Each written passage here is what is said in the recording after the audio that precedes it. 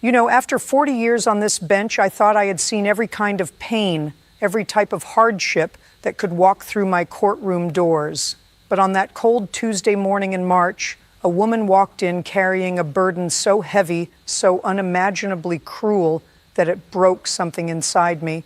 What she told me about where she had been just 24 hours earlier, what had happened to her in the moment she should have been grieving, I still get tears in my eyes thinking about it. And when I heard the full story, when I understood what the universe had done to this poor soul, I had to make a decision that went beyond the law. Let me tell you exactly what happened that day, because this is a story about compassion, about humanity, and about what we owe each other when life delivers its cruelest blows. But before I tell you this whole story, do me a favor, hit that subscribe button and drop a comment telling me where you're watching from, because what I'm about to share with you is something that needs to be heard. Trust me, you won't want to miss a single word of this. I've been a municipal court judge in Providence, Rhode Island since 1985. That's 40 years of seeing people on their worst days, 40 years of listening to stories that would break your heart or make you believe in the goodness of humanity all over again. Every morning I wake up at 5:30, I make my coffee strong and black, no sugar, just the way my father taught me when I was a girl. My father came to this country from Italy with nothing but $8 in his pocket and a dream that his children would have opportunities he never had. He worked construction his entire life, and he taught me something I've never forgotten.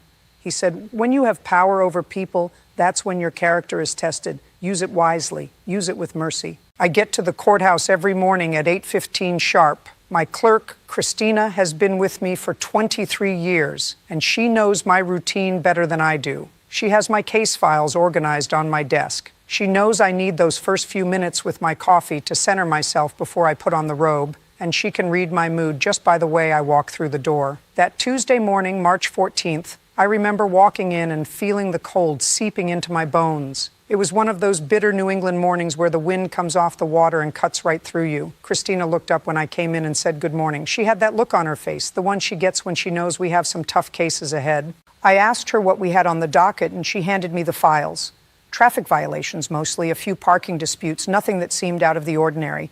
But she said something to me that I remember clearly. She said, "Judge, there's one case this morning. The woman just lost her husband. Yesterday was the funeral." I looked at her and felt my chest tighten. I asked what she was cited for, and Christina told me it was a parking violation.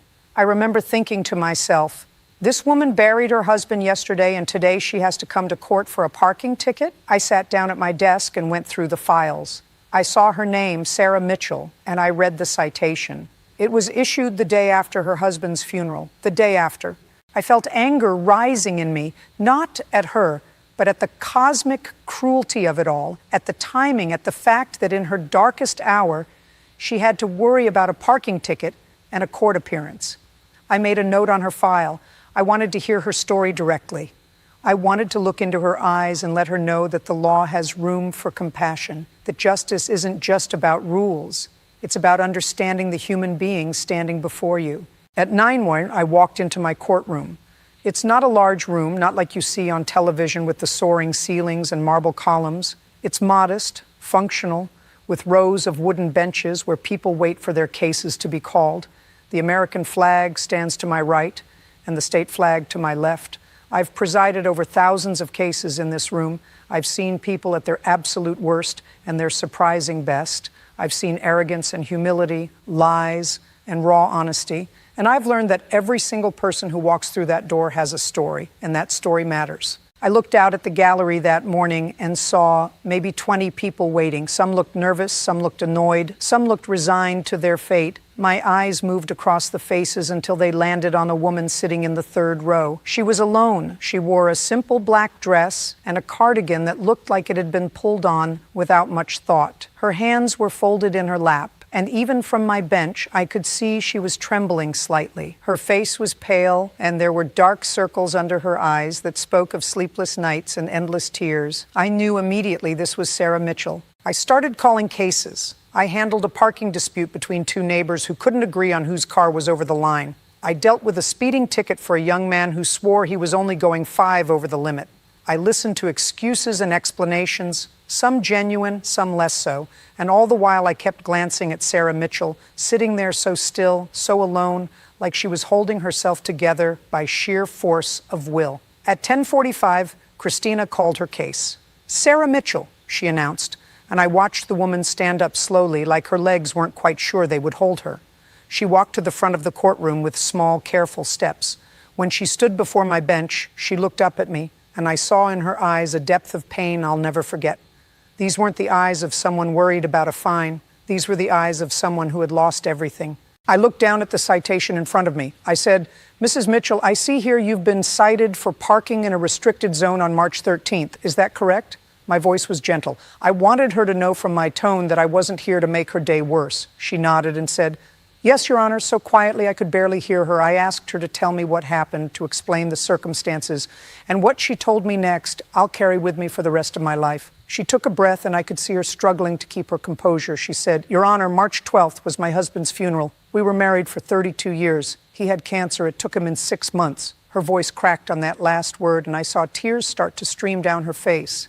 She didn't wipe them away. She just stood there and let them fall. I felt my own throat tighten. I've heard thousands of stories in this courtroom, but there's something about a widow's grief that cuts through every defense you build up as a judge," she continued, and I could hear the effort it took for her to speak. "The funeral was at St. Mary's Church. My son drove in from Boston. My daughter came from Connecticut with her 2 children. We buried Michael at Swan Point Cemetery, the place where we used to walk on Sunday afternoons when things were good, when he was healthy." She stopped and closed her eyes, and I gave her time. I didn't rush her. In my courtroom, people get the time they need to tell their truth. "After the burial," she went on, "everyone came back to our house. My house. I can't call it our house anymore, can I?" She looked at me with such lost confusion that I felt my heart break a little. "People brought food. They told me stories about Michael. They meant well, but all I wanted was for everyone to leave so I could be alone with my grief. By evening, everyone was gone. My children wanted to stay, but I sent them home. I told them I needed to be alone. I leaned forward, listening to every word. I said, 'Mrs. Mitchell, I'm so sorry for your loss. Please take your time.' She nodded and wiped her eyes with a tissue she pulled from her purse. That night, she said, I couldn't sleep. I couldn't be in our bedroom. Everything there reminded me of him. His reading glasses on the nightstand, his robe hanging on the back of the door. I couldn't breathe in there. So at 2 a.m, I got in my car and I just drove. I understood that immediately. I've been married for 48 years. I can't imagine losing my spouse. I can't imagine that kind of emptiness. I nodded for her to continue. I drove to the places we used to go together, she said. I drove past the restaurant where he proposed to me 40 years ago. I drove past the hospital where both our children were born. I drove past the park where we used to take them when they were little. And then I drove to the cemetery. She paused and took a shaky breath. I parked outside the gates. They were closed, of course. It was 3 a.m, but I could see where we had buried him just hours before. I could see the fresh earth, and I sat in my car and I talked to him. I told him I didn't know how to do this without him. I told him I was scared. I told him I was sorry for every argument we ever had, for every time I was impatient or unkind. I told him I loved him. The courtroom was absolutely silent. I could hear the clock on the wall ticking. I could hear someone in the back row sniffle quietly. I don't know how long I sat there, Mrs. Mitchell said. Maybe an hour, maybe 2. I lost track of time. When I finally looked up, the sun was starting to rise, and that's when I saw the parking enforcement officer writing me a ticket. I was parked in what I guess is a restricted zone right outside the cemetery gates. I got out of my car and I tried to explain. I told him I had just buried my husband. I told him I wasn't thinking clearly, but he said he had to write the ticket. He said he was sorry, but rules are rules. I felt something hot surge through my chest, anger, pure and simple. Not at Mrs. Mitchell, at a system that could be so cruel, so inflexible in the face of human suffering. I looked down at the citation again. The parking enforcement officer's signature was there. The timestamp showed 5:37 in the morning on March 13th, less than 12 hours after she had buried her husband. I looked back up at Mrs. Mitchell and I said, "Ma'am, let me make sure I understand this correctly. You buried your husband on March 12th. That night, overcome with grief, you drove to the cemetery in the early morning hours to be near him, and while you were sitting in your car grieving, trying to find a way to go on, you were given a parking ticket." She nodded. "Yes, Your Honor," she whispered, "and the fine is $75. Which I know isn't a lot of money, but right now, with the funeral expenses and the medical bills we're still paying, it feels like a mountain." I sat back in my chair, and I had to take a moment. I've presided over thousands of cases. I've seen people try to manipulate the system, lie their way out of tickets, make up elaborate excuses for why the rules shouldn't apply to them. But I've also seen genuine hardship. I've seen people struggling against circumstances that would break most of us. And I've learned that my job isn't just to enforce the law mechanically. My job is to administer justice with wisdom and mercy. Now, let me pause here for just a second. I need to ask you something. Have you ever experienced a loss so profound that you couldn't think straight? Have you ever been in that place where grief takes over and you just need to be close to the person you lost? Leave me a comment because I actually read them. And if you're feeling this story, if it's touching you the way it touched me, hit that like button for me. I looked at Mrs. Mitchell standing there so small and fragile before my bench. I thought about my own father's funeral 20 years ago. I remembered standing at his grave after everyone had left, not wanting to walk away because walking away meant accepting he was really gone. I remembered my spouse finding me there hours later, just standing in the cold, unable to move. I understood exactly what this woman had been going through. I made my decision in that moment. I picked up my gavel, but I didn't strike it yet. I said, "Mrs. Mitchell, I want you to listen to me very carefully. You did nothing wrong, nothing. You were a grieving widow seeking comfort in the only way you knew how.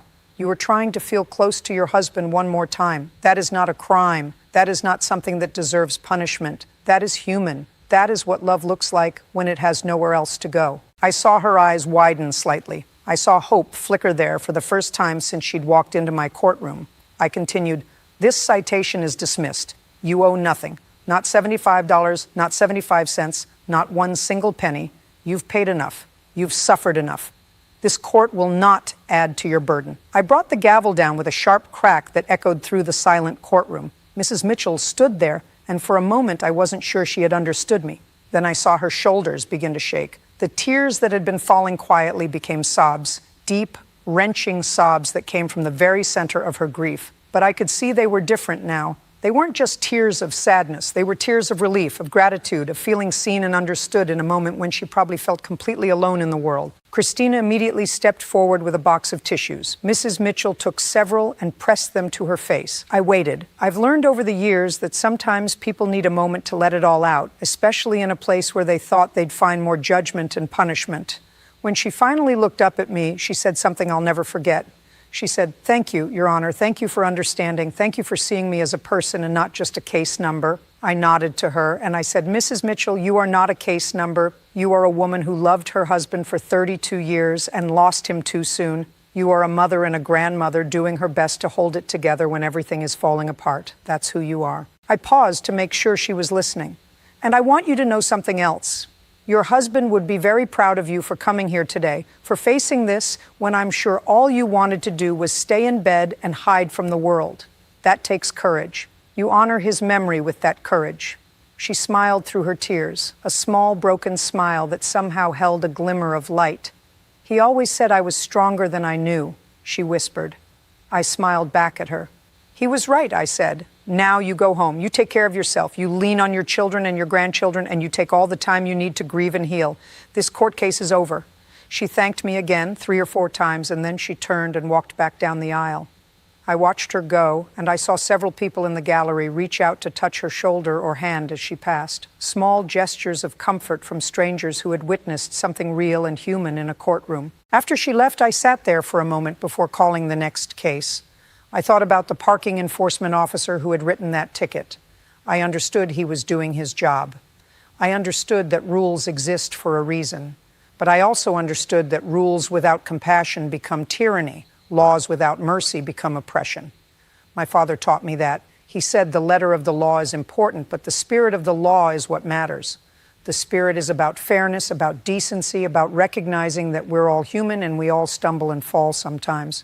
About 3 weeks later, I was in my chambers going through some paperwork when Christina came in with an envelope. She said, "Judge, this came for you." I looked at the return address and saw it was from Sarah Mitchell. I opened it carefully and pulled out a handwritten letter on simple stationery. The handwriting was shaky but legible. I want to read you part of what she wrote because it meant more to me than almost anything I've received in my career. She wrote, "Dear Judge Judy, I hope you don't mind me writing to you. I wanted you to know what your kindness meant to me. The morning I came to your courtroom, I honestly didn't know if I could go on. I was drowning in grief and overwhelmed by all the things I suddenly had to handle alone. When that officer gave me the parking ticket while I sat at my husband's grave, it felt like the universe was telling me it didn't care about my pain, that I still had to follow all the rules even though my world had ended. I went to court that day expecting more of the same, more cold bureaucracy, more being treated like a number. But you saw me. You really saw me. You understood. And when you dismissed that ticket, it wasn't really about the $75. It was about someone in a position of authority telling me I wasn't crazy, I wasn't wrong, my grief mattered. You gave me permission to be human in my darkest hour. I will never forget that.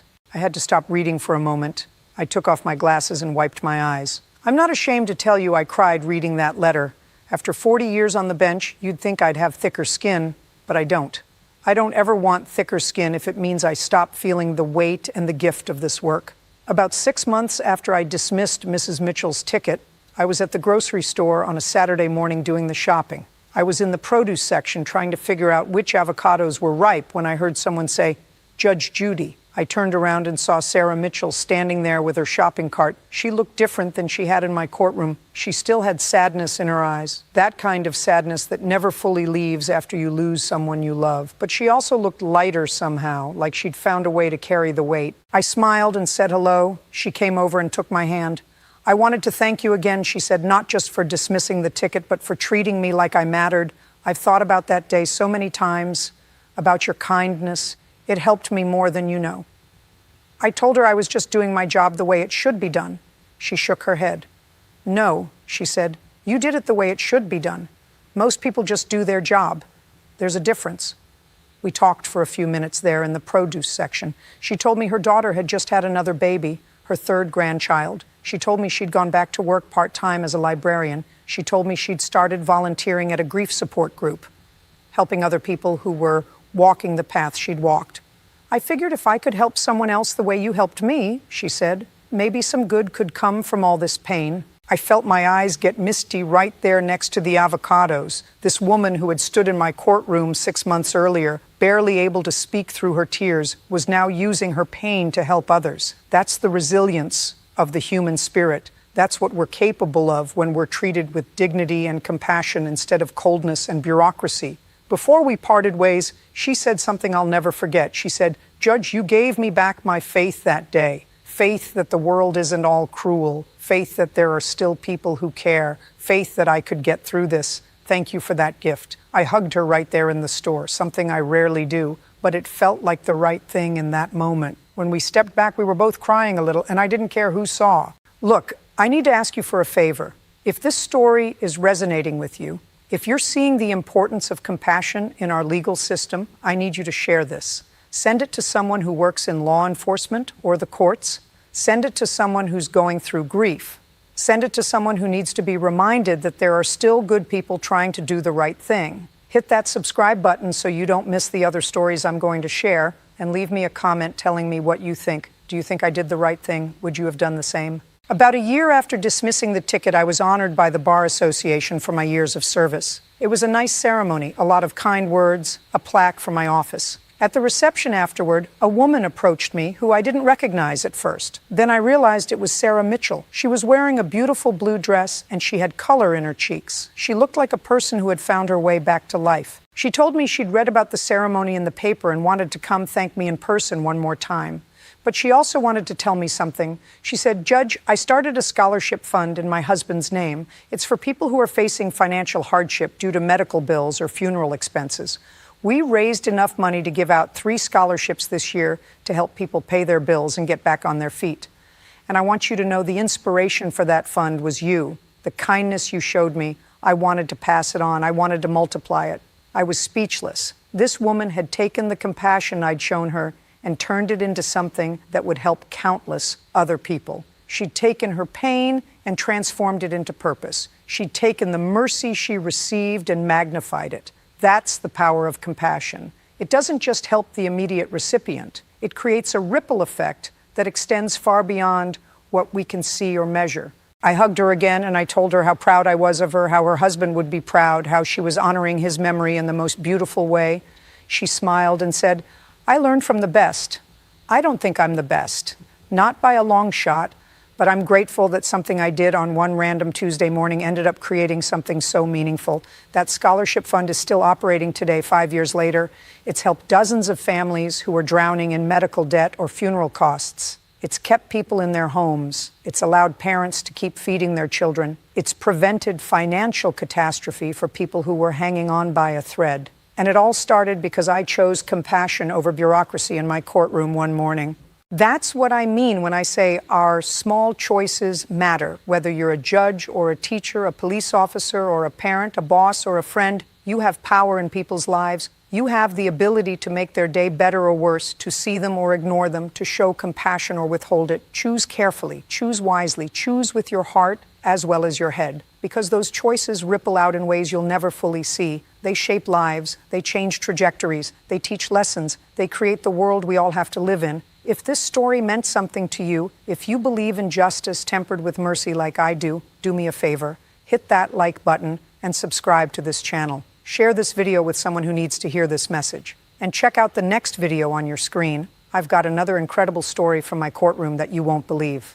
I've been on this bench for 40 years because I believe something simple. We're all equal before the law, every single one of us, rich or poor, powerful or powerless. And that law should be applied with wisdom, with discretion, and with compassion, because we're not just enforcing rules. We're serving justice, and justice without mercy isn't really justice at all. It's just punishment. And punishment alone has never healed anyone or made the world better. Thank you for listening to my story. God bless you. Take care of each other. Show kindness whenever you can. And remember, respect costs nothing, but it's worth everything.